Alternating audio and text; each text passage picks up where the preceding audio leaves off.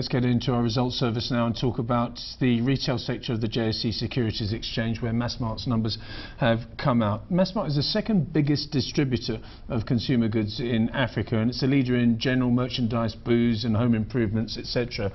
Sales were up nearly 15% over the 26 weeks to the 23rd of December of 2012, but it gets a little bit worse after that. Operating profit down about 18%, headline earnings down 21%, but if you take out the costs associated with Walmart, I think both of those numbers would be around about plus 6%, but still not that fantastic. In the studio, the Power Lunch studio in Johannesburg, is Grant Pattison, who is the CEO of Massmart. Grant, is that a little bit harsh on you? No, I think that's entirely fair. You're right to make the corrections for the transaction costs, but underlying profits grew at 6.1% off sales growth of 15%. And certainly, we would say a good result is when profits grow at least as high as sales, and a great result is when it exceeds sales. So we would call it ourselves an average set of results. Are these costs out the way now, the costs that you alluded to with the transaction? No question. So there won't be any more transaction costs flowing through the company. The costs related to acquisition are now in the base, so we won't be referring to them anymore. Probably the only underlying cost drag still facing Massmart this year will be the costs of our large investments into supply chain and food retail. I think that will mean that margins will likely remain static for 2013, as long as the economy performs reasonably well, and thereafter 2014 into the future we'll see margin expansion again. As long as the economy performs reasonably well. Well, that's a big if. But let's get down to why these numbers are relatively anemic. Was there a big effect on your business because of the industrial action that we experienced across the whole economy last year? Yes, it's hard to draw an exact connection between the two, but what we saw is in November a general slowdown.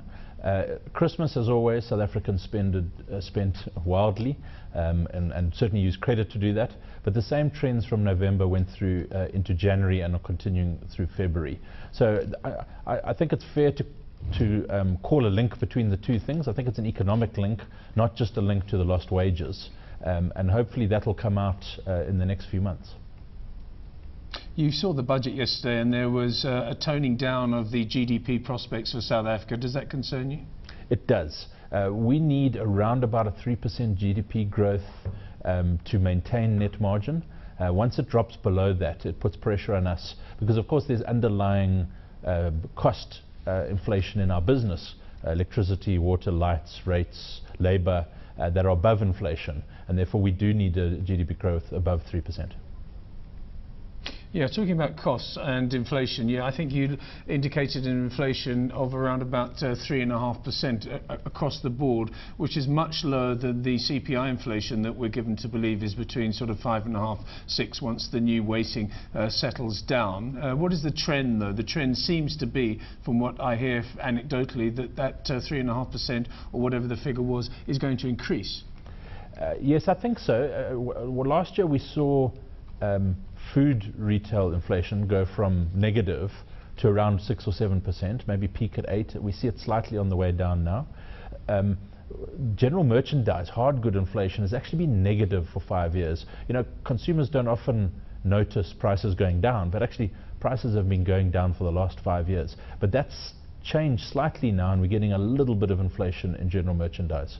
What it points to, though, is for CPI to be at 5.7 or 6%, where product inflation is so low, really points to incredibly high service cost inflation. We know that's in rates and taxes, energy, water and the like. Grant, operationally, what about the various divisions, mass discounters, mass build, mass cash, mass warehouse? Any ones that really stand out either positively or negatively over this 26-week period? Yes, the standout performance was Mass Build. So that's the brand consumers will know as Builders Warehouse and Builders Express and Builders Trade Depot. I mean, I think the housing market has been relatively flat, but that business has performed phenomenally and has grown profits way ahead of sales, and sales grew way ahead of what you'd expect the market to be growing at. So that's our standout good performance. Our standout bad performance was mass discounters. That has three businesses in it: Game South Africa, Game Africa, and Dion Wired. Game Africa and Dion Wired performed very well. Sales, profit growth ahead of sales growth in both instances, and very good sales growth. But Game South Africa struggled. I think it's a bit of perhaps 50% own goals and 50% the consumer, that middle income consumer, is under pressure.